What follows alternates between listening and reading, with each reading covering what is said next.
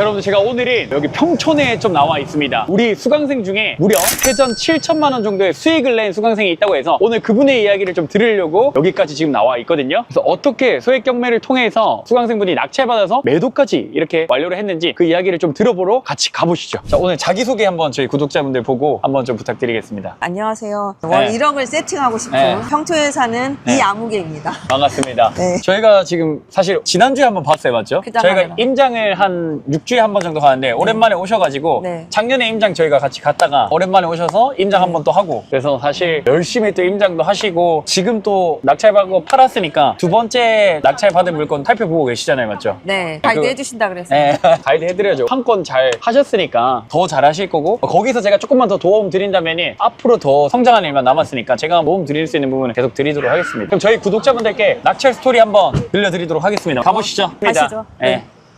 아니 근데 궁금한 게, 지금 자녀도 있으실 테고 어쩌다가 갑자기 경매라는 걸 투자를 좀 더 해야겠다라고 생각 드셨어요? 일단은 월세 시스템을 만들고자 하는 게 목표고, 그리고 내가 노년을 좀 더 편안하게 보내는 게 다들 로망이잖아요. 네. 그래서 그 목표를 위해서 한 발씩 가고 싶었죠. 네.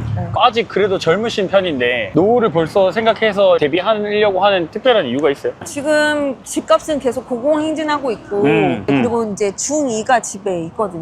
아시죠? 중2가 얼마나 힘든지. 그렇죠. 근데 그 아이를 생각하면 이제 그 아이가 대학교 갈 때쯤에는 거의 한 6년 뒤니까 내가 그때까지 벌 수 있을지 희박하잖아요. 네. 그래서 하루빨리 월세 시스템을 만들고 싶었고, 그리고 경매 강의는 옛날부터 관심은 있었는데 부비님처럼 그렇게 리더해주는 사람이 없었어요. 제가 할 땐 다마고찌는 없었지만 그래도 리드를 해주시고 물건도 봐주시고 그리고 이걸 해도 될지 말지 부족하면 또 코칭해서 좀 더 알아봐라 라고 얘기해주는 사람이 없었거든요. 그게 이제 부비님 강의의 포인트죠. 그렇죠. 그쵸. 그걸 보고 확신해야겠다라고 계기를 내주신 거네요. 그러니까 이게 사실 마찬가지인 것 같은데, 월세 현금으로 세팅해야 된다는 거는 들어갈 돈이 계속 생기잖아요. 거기에 내가 지금 버는 돈을 5년 뒤, 10년 뒤에도 벌 수 있으면 괜찮은데 나이가 이제 들어가니까 그게 아무래도 걱정이 또 되고 진짜 어떻게 될지 모르니까. 그러니까 내가 일하지 않고도 뭔가 돈을 벌거나 뭐 일을 하더라도 조금 더 들어오는 추가 수입이 있었으면 알아서 좋겠다. 굴러가게. 그게 모든 사람의 로망 아니신가요? 맞습니다. 그 생각으로 시작하신 거죠. 맞아요. 근데 그 생각을 못 하시는 분들도 많았는데 어쨌든 이걸 인지를 하셨다는 게 좋은 선택인 것 같고요.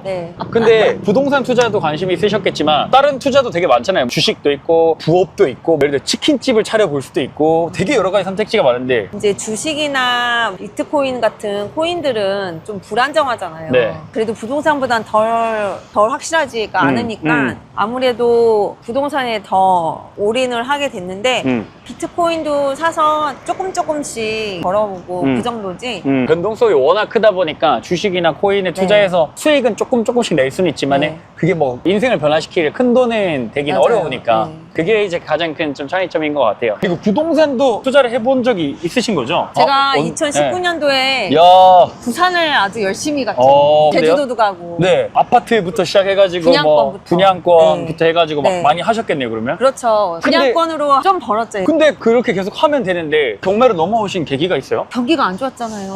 역전세 맞고. 벌었던 거가 약간 까졌어요? 다 까먹었죠. 법인에 물건 들어가 있는 게 안 팔리니까. 세금 보유세로 내고 뭐 이러다가 거기 돈 내주고 뭐 하다 보니까. 그렇죠. 힘들었죠. 근데 그러면 그 경험 토대로 경매를 하려고 했던 이유는 경매가 좀 더 안전해서예요? 어떤 것 때문에 그래요? 예전에 이제 경매 강의를 들은 적이 있었고, 그리고 이제 우연히 그 온라인 쇼핑몰 하시는 분들 모임 중에 대구에서 올라오신 분들이 있었어요. 2003년도에. 근데 거기에 계신 분이 이제 여자 두 분이 오셨는데 두 분이 경매를 하신다는 거예요. 그러면 거기서 내려온 사람들이 투자를 좀 하신다는 분들이 경매를 한다고 해서 그때부터 관심을 가진 거예요? 맞아요. 그때가 시작이었어요. 그때가 본격적인 시작이었고, 그리고 이 경매를 내가 어디를 알아보고 할 수 있을까 해서 찾다가 알고리즘에 부비님이 짱 하고 걸린 거죠. 운명이었네요. 그렇죠. 결국에 그러면 저 사람들도 경매 투자한다는 그 뭔가 좀 좋은 게 있지 않을까 라는 호기심에서 시작을 한 거네요. 정리를 하면은 어쨌든 경매를 배우시게 됐는데 어떻게 낙찰받았고 얼마에 받았고 또 얼마에 팔았는지, 그 중간에 이제 명도나 이런 에피소드 어떤 게 있는지 자리를 한번 옮겨서 들어보겠습니다.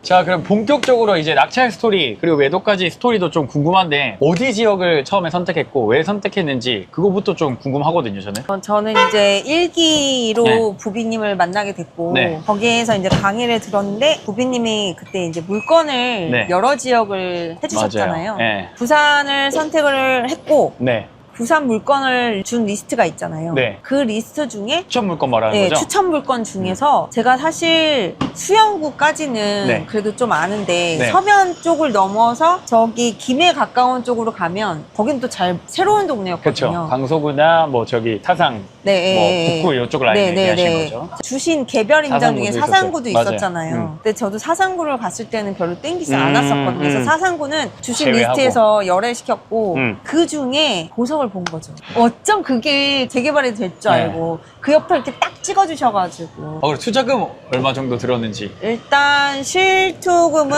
한 6천 정도 네. 하고 나머지 대출을 받았고 낙찰 금액은 2억 3,200이고 아, 2억. 이제 매도 금액은 제가 3억 2천에 팔고 싶었는데 3억 200에 팔았대요. 2억 3,200에 받아서 3억 200에 팔았다. 네. 그러니까 사실 더 빨리 팔 수도 있었는데 그쵸, 3억 3억 2천에 천에 콜이 왔어요. 그러니까 그게 언제예요? 제가 11월 달이었어요.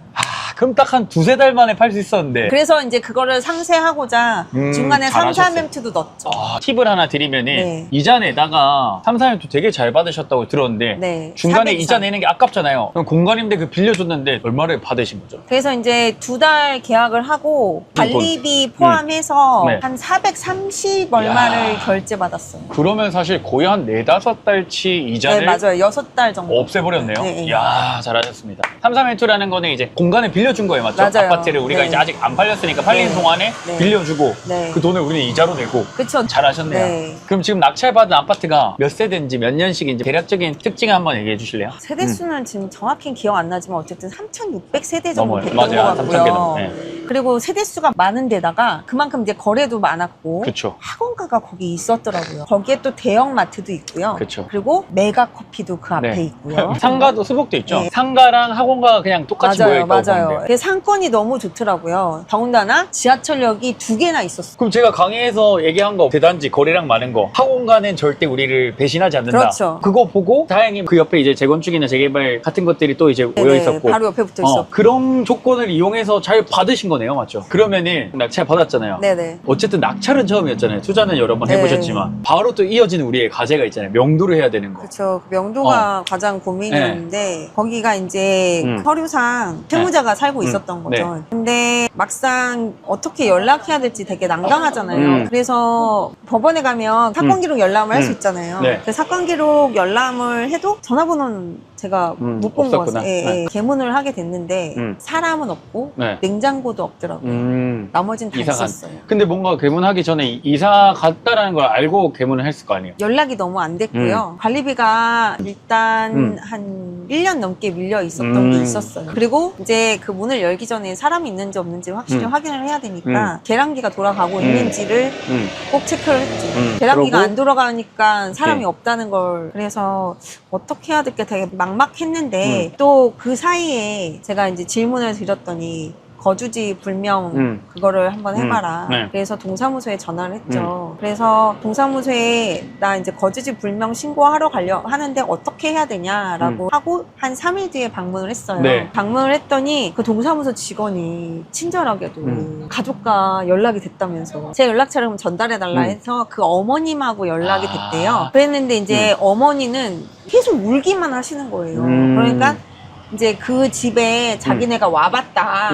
그러면서 오셔가지고 상황을 보시더니 전화를 저한테 하시는데 울기만 하니까 아버지가 이제 그 뒤로부터 이제 아버지랑 소통을 네, 하셨구나. 소통을 계속 네. 했는데 아버지 되시는 분이 이런 계통에 대해서 뭔가 좀 아시는 것처럼 얘기하시면서 이사비를 요구를 하시더라고요. 아, 이사비랑 물건은 어떻게 직접 다 가져가셨어요? 결론적으로는 다는 아니고 좀 남겨놓고 이사비는 얼마 드렸고? 이사비를 요구하시길래 네. 관리비가 200만 원 밀려 있으니 관리비를 내셔라. 그리고 저는 직원이라서 저에게 뭘 요구를 하셔도 제가 들어드리기가 어렵고 저는 대표님이 하라는 대로 하는 사람이기 때문에 저에게 할 너무 수 있는 게 무리한 없다. 요구를 하시면 저 잘려요. 이런 아, 문으로 갔죠. 강의에서 배운 책을 대로 봤죠. 잘 하셨네요. 그러면 그렇게 하고 이사비 얼마 드렸어요?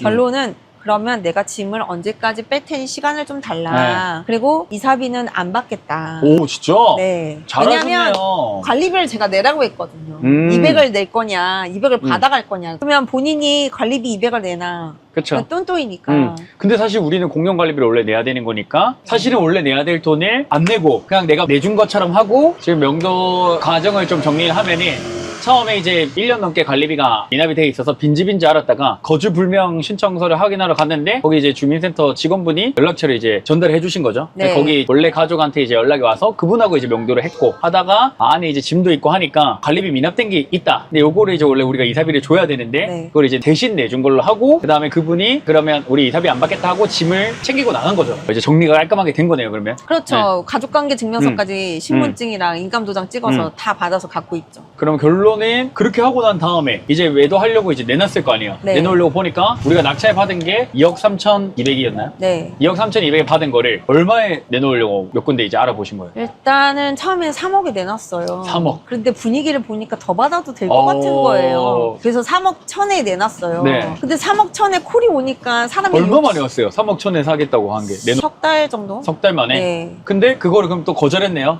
고민하다 말았죠. 고민하다 말고. 그리고서 이제 3억 1천에 콜이 오니 사람이 욕심이 생기잖아요. 네, 그쵸. 그래서 이제 3억 2천으로 올려달라 그랬죠. 그랬는데 결국에는 이제 그게 이제 좀 시간이 걸렸던 네, 거죠. 그래서 이제 욕심을 버리자 해서 버리자? 3억 200 정리하면 6천으로 해서 우리가 한 9개월 정도 지금 걸린 겁니다. 잔금부터 해가지고 지금 계약금 받고 한 것까지. 사실은 원래 아까 3개월 만에 팔 수도 있었는데 조금 욕심 부리다가 놓쳤고 그래도 훌륭하죠. 한 7천 정도의 세전 차익을 얻었고 뗄 거 다 떼더라도 한 4천 후반에서 제가 봤을 때 한 5천 정도까지 갈 수 있는 수익인 것 같아요. 이 정도면 훌륭하죠. 그래서 저희가 지금 이제 한 사이클 쫙 돌려봤잖아요. 낙찰부터 매도까지. 네. 근데 혼자 했다면 어땠을 것 같아요? 못했을 잘할 수 것 있- 같아요. 아 진짜요? 어떤 부분에서 그러면 그런 생각을 일단 했고? 제가 예전에 경매 강의를 들었을 때 좀 어렵다는 느낌이 들었던 게 명도도 뭐 어떻게 하는지 방법도 모르고 사건 이렇게 분석하는 거 있잖아요. 네, 그렇죠. 경매 사건 네, 분석하고. 경매 사건 분석하는 게 가장 두려웠고요. 거기서 제가 실패하면 계약금을 날리는 거잖아요. 그렇죠. 잘해보려고 하다가 더 암흑 속에 빠질 수도 있으니 맞아요. 그 부분이 가장 두렵고 그랬는데 그래도 이제 도와주시니까 할 수 있었던 것 같아요. 다행입니다. 그래도 친절하게 도와주시잖아요. 그러면 가장 도움됐다 하는 부분이 있었어요? 낙찰가를 얼마를 해야 될지 감이 없었어요. 아, 근데 그런 낙찰가까지 정해 주시는 분이 거의 없지 않을까. 그렇게 세세하게 코칭해 주시는 분은 저는 잘 못 본 것 같아요. 이제 물론 뭐 경매를 해본 경험이 많이 없긴 하지만 그리고 제가 마지막 컨펌까지도 하게 되다 보니 안심하고 믿고 갈 수 있었던 것 같아요. 솔직히 내가 투자를 하려면 일단 까고 시작해야 돼요. 맞아요. 네, 나의 자산 상황을 까야 되는 거죠. 그렇죠. 네, 내가 얼마를 투자할 수 있고 다른 걸 보유하고 계시는 분들이 있기 때문에 이게 네. 중과가 될 수도 있잖아요. 세금이. 맞아요. 그러니까 그런 부분에 있어서 이제 자산 상황을 정확하게 까지 않으면 세금 폭탄을 더 맞을 수 맞습니다. 있기 때문에. 정확하게 까셨고 그거에 대해서 제가 피드백 드린 거죠. 그렇죠. 그것도 엑셀로 한눈에 보기 좋게 정리하라는 시트를 또 친절하게 주셨잖아요. 네, 맞아요. 네, 그래서 그거를 보고서 좀 더 정확하게 파악을 해주셨기 때문에 또 물건도 거기에 맞는 걸로 추천해 주셨다는 생각이 듭니다. 보통 강의들은 이제 그 강의가 끝나면 그 뒤에 연락도 잘 안 되고 또 강의비를 또 내고 들으라고 하잖아요. 맞죠. 근데 이제 제가 들었을 당시엔 그 영원한 코칭의 타이틀이 있었기 때문에 그것 때문에 수강 신청을 했던 거고 또 좋은 점은 안심이 되잖아요. 든든한 백이 생긴 거죠. 피드백을 저희가 뭐 한 건만 네. 해주는 게 아니고 두 건, 세 건, 네 건 다 해드리는 거 그거 얘기하시는 거 아니에요? 네, 맞죠? 맞아요. 근데 그럼에도 불구하고 이 영상 보시고도 저거 내가 할 수 있을까? 나는 돈이 부족한데 어떻게 해? 저거 그냥 운이 좋았던 거 아니야? 라고 또 여전히 생각하시는 분들이 있을 수 있거든요. 그런 분들에게 또 한마디 좀 부탁드리겠습니다. 일단 부비님이 워낙 마음이 좋으시고 남들한테 사기칠 그게 못 돼요. 되게 순수하세요. 맞아. 그리고 같이 강의 들으셨던 분들도 선생님 너무 착하다. 그래서 사기칠 것 같으면 제가 벌써 알고 지낸 지가 딱 1년 그쵸, 1년 됐네요. 딱 됐어요. 사기칠 게 뭐가 있나요? 그 오히려 수익이 낮잖아요. 제가 계약서 원하면 빠서 보여드릴 네. 수 있고요. 네. 그냥 믿고 가시면 돼요. 그리고 영원한 코칭 해주시는 분이 또 있나요? 믿고 가시죠. 더 이상 말이 필요 없어요. 네, 그래서 저희가 이번에 네. 이제 초보자분들을 좀 위한 오프라인 특강을 몇 달 만에 하는데 5월 31일입니다. 일요일이고 오후 2시부터 시작을 해요. 그래서 아까 1대1 자산 상담부터 지금 어디 지역을 좀 투자해야 되는지, 소액으로 어떻게 해서 자산을 좀 불려갈 수 있는지 그 방법들을 모두 이제 공개를 해 드릴 예정이니까 오프라인 특강 많이 신청해 주시고 그날 또 이제 저희는 뵙는 걸로 하고, 오늘 영상은 여기서 마무리하도록 하겠습니다. 그래서 오늘도 시청해 주셔서 감사하고요. 저희 채널 좋아요, 구독 부탁을 드리겠습니다. 감사합니다.